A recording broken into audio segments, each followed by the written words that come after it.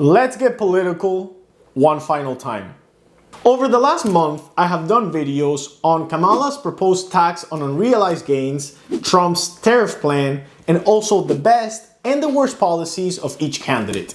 I have done my biggest effort to stay unbiased and just provide you with information about the economic policies so you can make a better informed decision this election. Even though I can't vote, today I'll do a final review of the two platforms and just share my overall thought of each one. Let me make it simple and give it to you straight. After reading both platforms extensively, listening to most interviews out there, and doing my own research, I can very confidently say that the best economic platform is neither. I actually hate them both. Here's why. The biggest issue economically that the United States has right now, according to the majority of voters, is inflation. You get it. I don't have to break it down. Everything today is more expensive than it was before the pandemic, except for Costco's hot dogs and Arizona iced tea. Both Trump and Kamala are aware of this and talk about inflation extensively. But if you actually read the platforms, the ideas they both have go in the opposite direction. Here's the easiest way to explain it and the way I showed it when I used to tutor economics in college.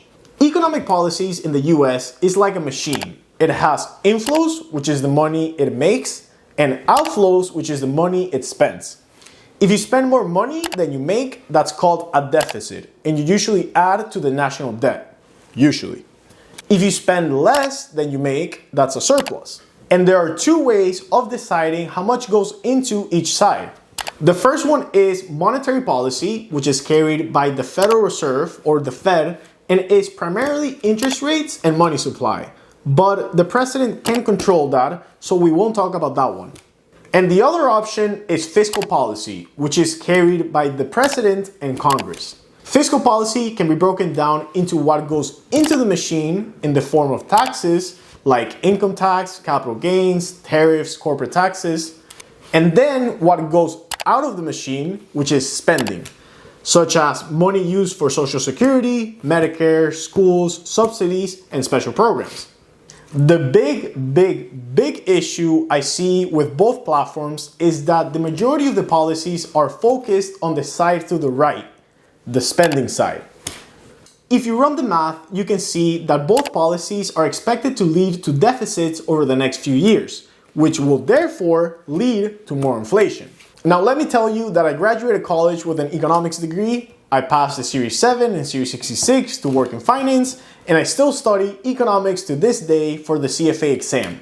But this concept, this simple logical process of a government spending more leads to higher deficit, and that leads to inflation, I learned in high school, in the first ever economic class that I took. But let's get back to inflation. Inflation seems to be going downwards, and while the next few months will be determinants in this, it seems to be under control and in the path to be more stable. If I can make one prediction, it is that regardless of Trump or Kamala winning, whoever is president will pride themselves in saying that they took care of inflation. But in reality, they're just going to catch the tailwind of the policies that have been getting implemented by the Fed for over the last 2 years. However, as president, doing little to help with this path to stable inflation, and more importantly, going away from it like they propose in their plans, can be very detrimental for the US economy. Now, it's important to mention that the majority of the policies that the candidates promise will probably not get done because, one, they're politicians and they promise a lot of nonsense, and two, because a lot of the policies that they're promising depend on Congress approving them, and some of the policies are so far-fetched that they will most likely not pass. And even the policies they agree on, like no tax on tips, are the ones that will have the smallest actual effect on the economy. If you want to see what taking care of inflation looks like, look at Argentina. We can't compare Argentina to the US because we're talking about a different league of inflation. But what President Milei has been doing is the textbook solution for inflation. And this is not politics or anything, this is purely based on textbook economic theory. In order to fight inflation, you need to do things that require the economy to get worse before it gets better. If you want to fight inflation from the fiscal policy side, there are two options. You decrease spending, meaning you have to take money away from places like the military or even public schools or special programs, or you increase taxes, which is something that no one wants. For people that don't have a basic understanding of economics, this is almost impossible to understand. It is very hard, if not impossible, to win a presidency promising to decrease inflation by actually saying the things that you need to do to accomplish that goal. Because no one wants to live through the bad times before they get better. Going back to Argentina, President Milei has decreased inflation in the last few months, which is issue number one. But his ratings have also gone down because a lot of people don't like the economic measures that you need to do to get there. So, what's my verdict? Both Trump and Kamala are approaching an interesting economic period in the United States, and they have taken advantage of this by proposing economic policies that sound amazing but have little to no actual economic rationale or clear sources of funding. A $25,000 assistance to first-time home buyers sounds great.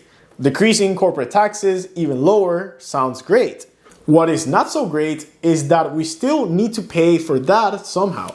Just looking at the economic platforms from their websites, both candidates show to be a lot of spending and subsidies and no plans to fund them. And then, sadly, when they face each other on the debate, they don't talk about the policies, but just call each other names. I don't think it's the end of the world, by the way. Whoever wins will have economic advisors and lawmakers that will help with the economy, as well as checks and balances that can help to make sure that the right decisions are made. But judging both candidates just by their economic platforms, neither one is something really to write home about. However, it is still your duty as a citizen to go out and vote. So if I can ask you for one thing this coming election is go and exercise your right to vote and make your voice be heard. I'm excited for election night because it does seem like it's going to be a toss-up, but I'm more excited about the economic future of the United States. Thank you so much for watching, and I'll see you next time. Peace!